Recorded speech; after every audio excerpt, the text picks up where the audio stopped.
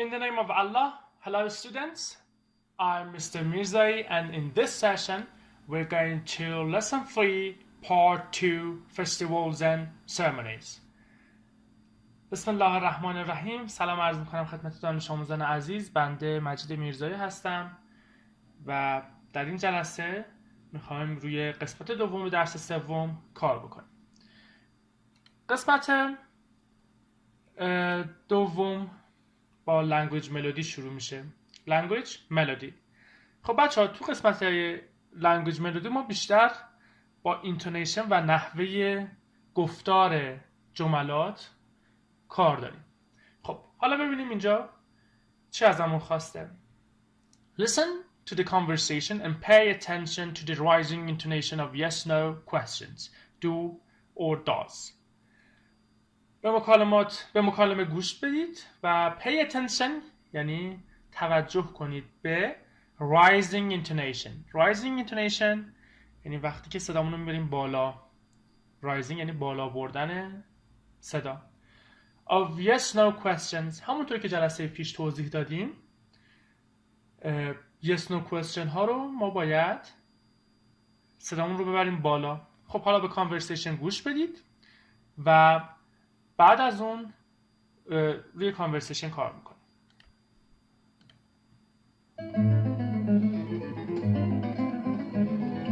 Language melody. Listen to the conversation and pay attention to the rising intonation of yes/no questions, do, does.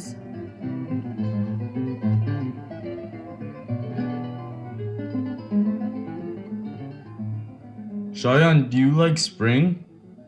Yes, I like spring a lot. Do you like rainy weather? Oh yes, but not on Nature Day. Why not? Because we always go out on 13 of Farbardin. خب دوستان همونطور که دقت کردید وقتی که سوالمون با دو و داز شروع میشه سوالمون yes/no question هست و ما rising intonation داریم اونجا. خب حالا من conversation رو براتون میخونم. شایان do you like spring? Do you like spring? صدام رو اینوریم بالا. میگه شایان فصل بهار رو دوست داری؟ خب بچه ها یه یادآوری از سال هشتم. فصل ها میشد season همونطور که میدونید مثلا سریال ها هم میگن فصل اول یا فصل دوم میگن سیزن 1 یا سیزن 2. خب حالا فصل ها چی بودن؟ spring, summer, autumn or fall and winter. بچه ها دقت کنید این حروف کلماتی که با اس شروع میشن ما نمیگیم spring میگیم spring, summer و قسمت پاییز یا میگیم autumn یا میگیم fall. دقت کنید که توی autumn اون ان آخر تلفظ نمیشه و زمستان هم که میشه winter. Yes, I like spring a lot. یه بله من فصل بهار رو خیلی دوست دارم. گفته Do you like rainy weather? Do you like rainy weather? یعنی آیا آب و هوای بارانی رو دوست داری؟ خب حالا یه یادآوری از چند تا آب و هوای دیگه که سال هشتم خوندید. Snowy یعنی برفی. Sunny آفتابی. Cloudy یعنی هوای ابری و foggy یعنی هوای مه‌آلود. Oh yes, but not on Nature Day. میگه بله اما نه در روز طبیعت. یعنی روز طبیعت دوست نداریم هوا بارونی باشه. گفته why not یعنی چرا دوست نداری یا چرا نه. Because we always go out on 13th of فروردین. Because یعنی به خاطر اینکه چون که we always ما همیشه go out میریم بیرون در 13 فروردین. خب بچه ها دقت کنید من الان گفتم 13.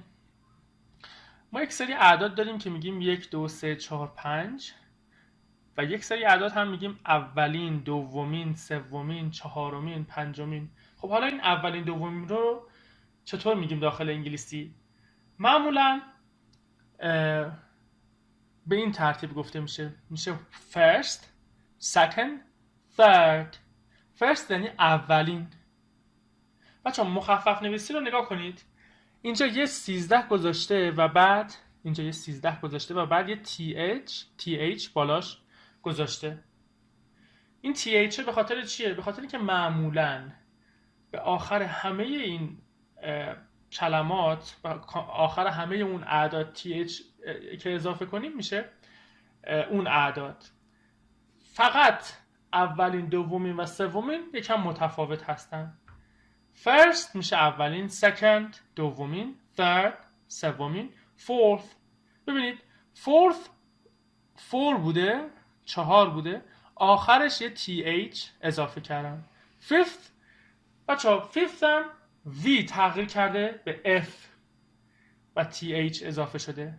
sixth 6 بوده و یه th اضافه شده و به همین صورت. ولی مثلا میخوایم بگیم دوباره 21 میگیم 21st یا 22nd 21مین یا 22مین. خب قسمت بعد listen to the question below and then practice. حالا به این جملات دقت کنید. اینها هم yes no question هستن و با دو و داز شروع شدن و intonation we have rising intonation. ما باید صدامون رو ببریم بالا.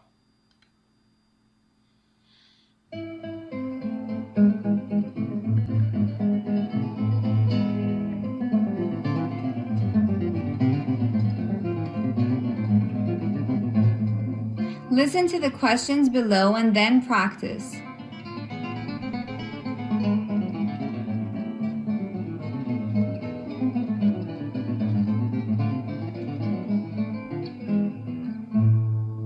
One, do you like rainy weather? 2, does it rain a lot in Tehran? 3, does she cook lunch? 4, do you tell stories? 5, does he like spring? 6, does she eat nuts? خب همونطور که دقت میکنید بچه ها همه اینها با دو و داز شروع شدن و همشون yes no question هستن و همه رو هم باید با rising intonation بخونیم. Do you like rainy weather? Do you like rainy weather? Does it rain a lot in Tehran? Does she cook lunch? Do you tell stories? Does she like spring? Does she eat nuts?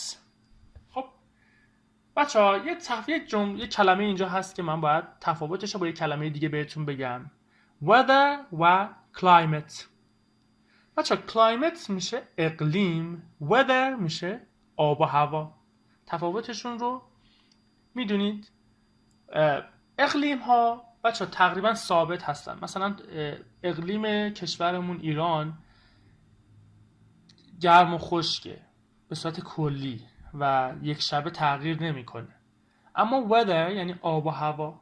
مثلا ما یه روز آفتابی داریم، شاید بعد از ظهر همون روز یه روز بارونی داشته باشیم. weather زود تغییر میکنه، ولی climate general weather یعنی آب و هوای کلیه یه منطقه. خب و یه کلمه دیگه هم اینجا does she eat nuts. nuts میشه چی؟ میشه مغزیجات مثل بادام، پسته، گردو، اینها میشه مغزیجات. ما دو تا جمله همین پایین داریم. talk to your teacher یعنی با معلمتون صحبت کنید. دو تا جمله به شما داده. wish you a great holiday. wish you a great holiday یعنی براتون تعطیلات عالی آرزو میکنم. happy new year. happy new year یعنی سال نو مبارک. خب قسمت بعد بچه ها قسمت گرامر هستش که توی جلسه قبل خیلی مفصل در موردش توضیح دادیم. فقط یه یادآوری بکنیم. ما اینجا 3 تا جدول داریم. اولیش affirmative، دومی negative و سومی هم question. affirmative یعنی جملات مثبت یا خبری، negative جملات منفی و questions جملات سوالی که اینجا yes no question هست.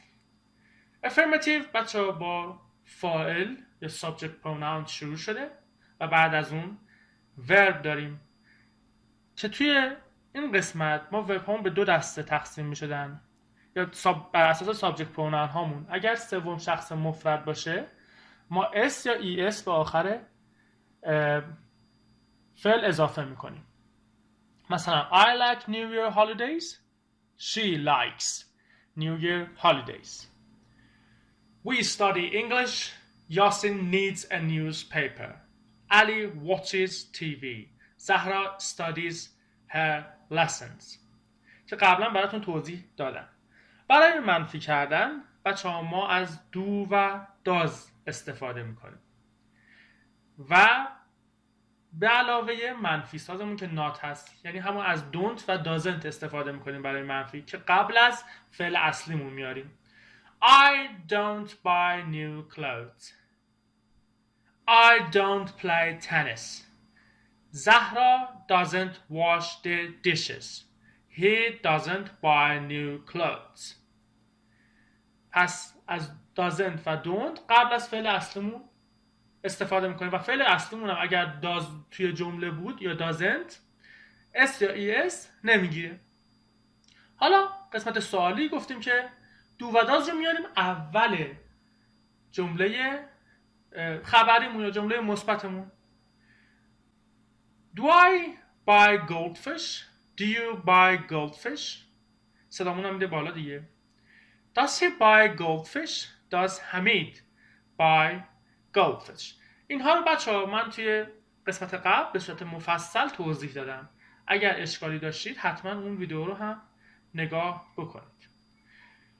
قسمت بعد یک قسمت گرامری جدید هست بچه‌ها. خب اول اگه جمله ها رو بخونید شاید خودتون متوجه بشید که ما می‌خوایم در مورد چی صحبت کنیم. مثل my, your, his, her, its, our and their. بچه ها من اینجا اسمشون رو نوشتم. به اینها میگن possessive adjectives. possessive adjectives. اگر مثلا بازی PS رو انجام بدید، بعضی جاهای فوتبال توی تلویزیون ببینید میزنه possession آخر کار بعد درصد داره، مثلا 56 44. این میشه چی؟ درصد مالکیت. اینجا هم possessive adjective یعنی مالکیت، یعنی صفات ملکی. خب حالا اینها میخوام بگم یه چیزی تعلق داره مثلا به من، به تو، مال توه، مال منه، مال اوه. پس ما ترجمه هم میکنیم مال من یا مال او. I read my book. my یعنی مال من، یعنی من کتاب خودم رو میخونم. You wash your car یعنی تو میشوری ماشین خودت رو. He cleans his room یعنی او مرتب میکنه یا تمیز میکنه اتاقش را. بچه‌ها اینجا گفتم اتاقش، اتاقی که مال او هست. He studies her lessons یعنی او مطالعه میکنه درس‌هایش را. بچه‌ها دقت کنید که اینجا هم مذکر یا مؤنث بودن فرق داره. his برای پسر، her برای دختر. The cat drinks its milk یعنی گربه شیرش رو می نوشه. اینجا هم دقت کنید که بچه اینجا apostrophe نداریم ما. it's آپوستروف نداره. اگر آپوستروف داشته باشه مخفف it is یا میتونه مثلا it has باشه. We paint our house ما نقاشی میکنیم خانه مان را. They eat their lunch یعنی آنها میخورند نهارشان راه. پس ببینید اگر در مورد خودمون بود در مورد بود میشه my، در مورد تو بود یا شما میشه your. بچه ها مفرد و جمعش جفتش میشه your. اگر he بود his، she، her، its، we، our and they. خب قسمت بعد بچه ها ما قسمت find it رو داریم. find it. Find and underline simple present tense in the passage below. اول از شما میخواد که زمان حال ساده رو توی این متن زیرشون خط بکشید. اون جملاتی که در زمان حال ساده استفاده شدن. و بعد از شما خواسته then find and underline possessive adjectives. گفته بعد از اون صفات ملکی رو زیرشون خط بکشید. خب بچه ها من یه نکته‌ای که فراموش کردم در مورد صفات ملکی بهتون بگم اینه که بچه ها دقت کنید، این ما گفتیم همیشه صفت قبل از اسم میاد دیگه. خب این صفات ملکی هم بعدش ما اسم داریم. book، car، room، lessons، milk، house، lunch، اینا بعدشون اسمه. کتاب، ماشین، اتاق، شیر، اینا همه اسمن دیگه. پس ما صفات قبل از اسم میان و possessive adjectives ها هم همینطور هستن. خب حالا متن رو با هم بخونیم. Ahmed is from Turkey. احمد اهل ترکیه هست. And he lives in Istanbul. و او زندگی میکند در استانبول. خب زندگی میکند بچه ها توی حال ساده استفاده شده دیگه. Fitr Eid is an important religious holiday in his country. Fitr Eid بچه ها همون عید فطر is an important یعنی مهم یا میشه بگیم main، essential. main و essential براش سینونیم هستن بچه ها. میگه عید فطر یک religious holiday. religious بچه ها یعنی مذهبی. holiday یعنی تعطیلات. in his country. میگه عید فطر یک تعطیلات مذهبی مهم توی کشور او هست. خب بچه ها holiday هم سینونیمش میشه vacation. اون هم میشه تعطیلات. he likes یعنی او دوست داره this day a lot. او این روز را خیلی دوست داره. it's on the first day of شوال. first رو قبلا بهتون گفتم it's on the first day of شوال یعنی او یعنی آن جشن it's برمیگرده به عید فطر. it's on the first day یعنی میگه عید فطر هست در اولین روز شوال. on Fitr Eid یعنی در عید فطر Muslims don't fast. fast بچه یعنی روزه. don't fast یعنی روزه نمیگیرند. they eat prayers before noon. say prayers یعنی بچه ها عبادات یا نماز خواندن، عبادت کردن. میگه آنها نمازشون رو میخونن قبل از نون، قبل از ظهر. In all Muslim countries people hold the same ceremony. در همه کشورهای مسلمان مردم بچه hold یعنی برگزار کردن، the same یعنی شبیه، ceremony جشن، یعنی در همه کشورهای مسلمان مردم جشن یکسانی برگزار میکنند. یعنی همشون شبیه همه. خب اینجا هم جملاتی هست که توی simple present tense هست و possessive adjective ها هم هستن دیگه. مثلا از اول بیایم lives رو که بهتون گفتم. his بچه his country یعنی کشورش. اینجا هم possessive adjective. خب قسمت بعدی گفته که tell your classmates.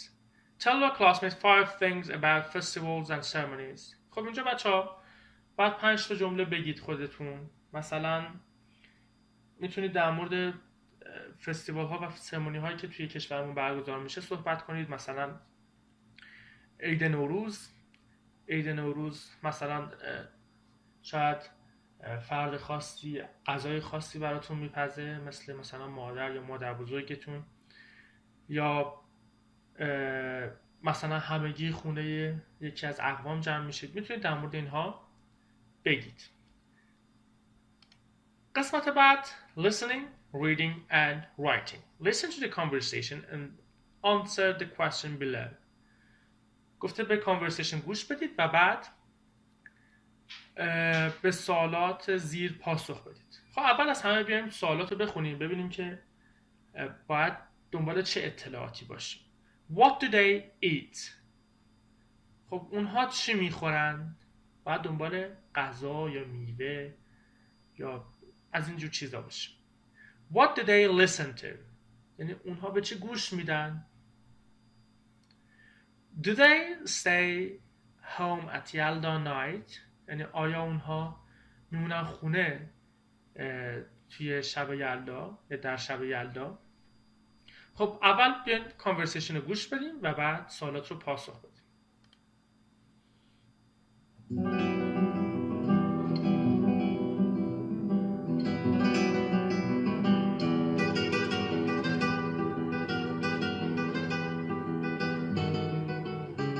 Listening, reading, and writing.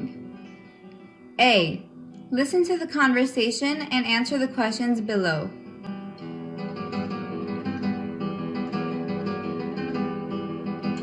Do you stay home at Yalda night? No, we don't. We go to my grandparents' house. How nice! What do you do there? We sit together and listen to poems of Hafiz. Nice! Do you eat watermelon? Yes, we do. We also have nuts. It sounds great. خب بچه‌ها الان همه اطلاعات رو در اختیارمون گذاشتن. حالا ما یه بار دیگه کانورسیشن رو گوش میدیم و کلمه به کلمه میگیم و جواب سوالات رو هم میگیم. Listening, reading, and writing. A. Listen to the conversation and answer the questions below.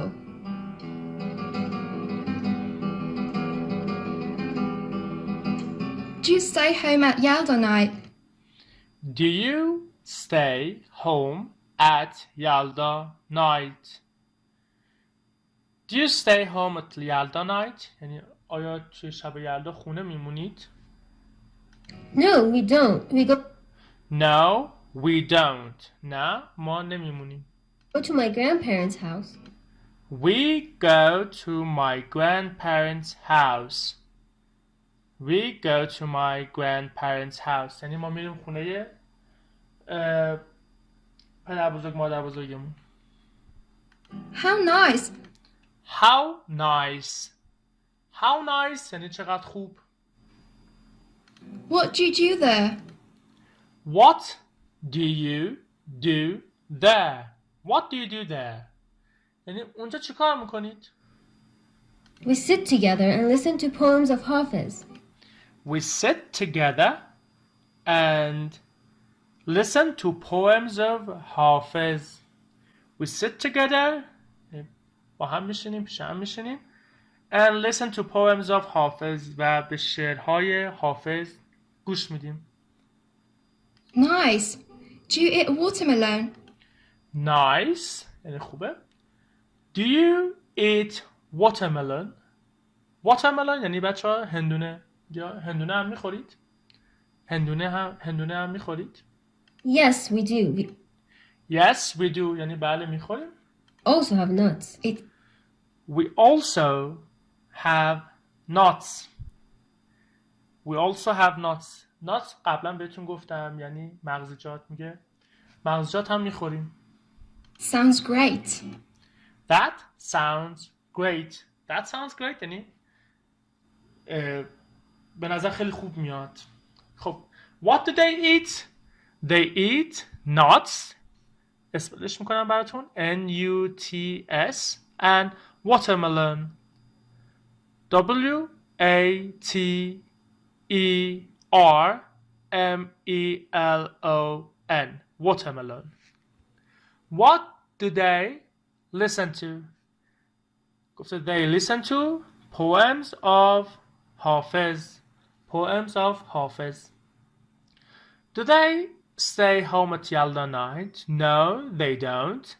They go to their grandparents' house. خب بریم قسمت بعد. Listen to the audio and answer the question below. به فایل گوش بدید و سوالات رو جواب بدیم. حالا سوالات رو اول بخونیم. Does the New Year start in March؟ یه که سال نو توی ماه مارس شروع میشه. Does it change every year؟ یعنی آیا هر سال تغییر میکنه؟ What does everyone wear؟ یعنی هر کسی چی میپوشه؟ What do older people give to children؟ یعنی افراد مسن‌تر چی به بچه ها میدن؟ خب گوش بدیم.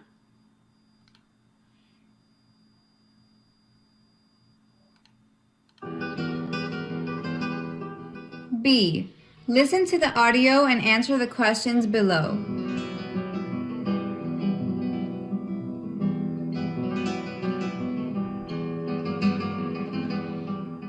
Hi, I am from China. In my country, New Year starts in January or February. It changes every year. Red is very important for Chinese people. People wear red clothes. Oh, and older people give lucky money to the children in red envelopes. خب یه بار دیگه گوش بدیم. B. Listen to the audio and answer the questions below.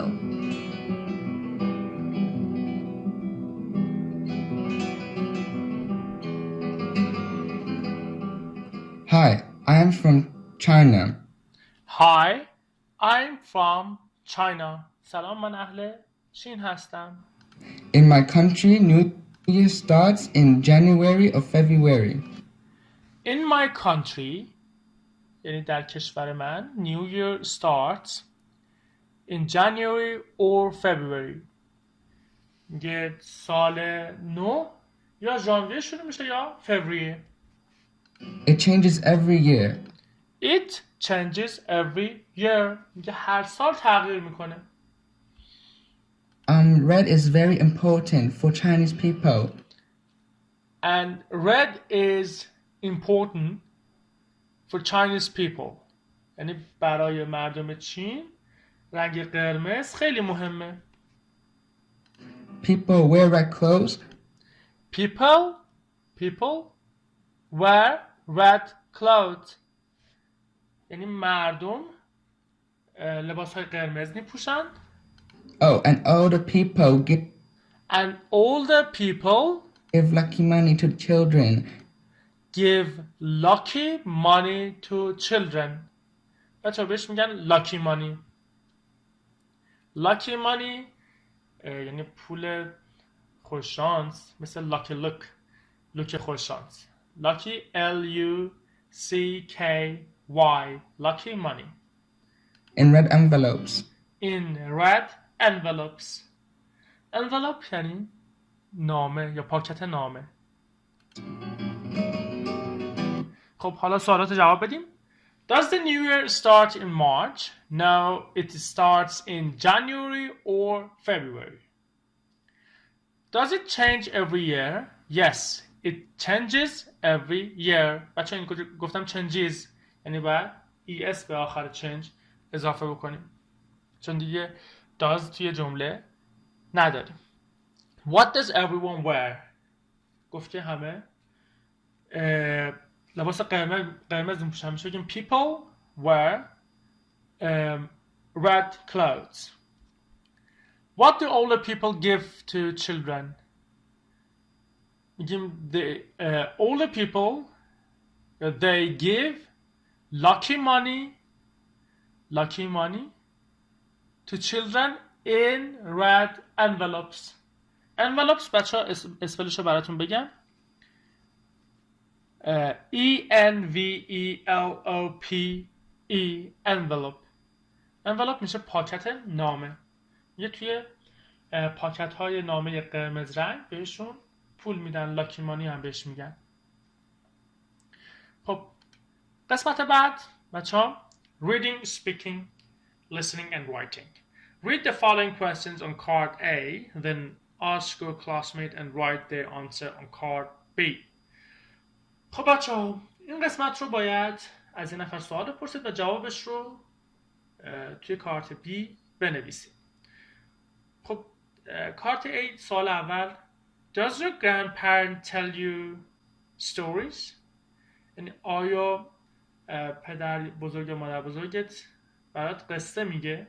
بچه قصه گفته میشه tell stories. Tell you stories. خب مثلا میگیم yes he or she does یا بچه دقت کنید اینجا اگه grandparents اس داشت میشد باید با دو سوال بپرسیدیم. میگیم مثلا yes he does he tells stories a lot. Do you wear special clothes on New Year holidays؟ یعنی آیا تو لباس خاصی میپوشی در تعطیلات نوروز؟ میگیم مثلا no we don't. حالا اینجا رو با we جواب دادیم. No we don't. We do not wear special clothes on New Year holidays. Do you visit your relatives? Yes, I do. I visit my relatives for example every month. یا هر ماه من از اقوامم دیدار میکنم. Do you get gifts؟ یعنی هدیه هم دریافت میکنیم. میگیم yes I do. I get lots of gifts. Does your father work on holidays؟ یعنی آیا پدرت توی تعطیلات هم کار میکنه؟ توی روزهای تعطیل؟ Yeah, no, he doesn't. He doesn't work on holidays. خب بچه ها دوستان عزیزم درس امروز هم به پایان رسید و درس سومتون به پایان رسیده.